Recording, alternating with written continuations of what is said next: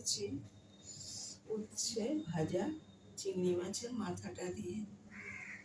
আর আমি একটুখানি লঙ্কা দিয়েছি সামান্য হালকা, আর একটু হলুদ, লঙ্কা হলুদ, আর একটুখানি ভাজা জিরের গুঁড়ো ছড়িয়ে দিয়েছি ওতে।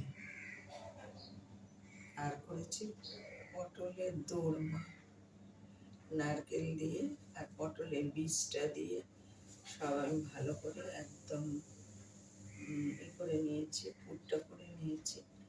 পটলগুলো ভেজেছি, ভেজে পুরটা ভরেছি। এবার আমি রান্নার দিকে যাচ্ছি।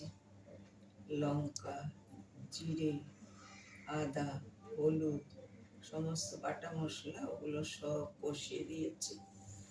কষিয়ে দিয়ে ঝোলটা করে আর মিষ্টি দিয়েছি, একটু বেশি করে গরম মশলা দিয়েছি যাতে টেস্ট আসে। আর কোনো সানরাইজ মশলা দিইনি, এমনি মশলাই বেটে আর ভাজা জিরে আর একটু ময়দা দিয়ে আমি নামিয়ে দিয়েছি। ভালো লাগলে লাইক করুন, শেয়ার করুন, সাবস্ক্রাইব করুন, আর পাশে একটু থাকুন।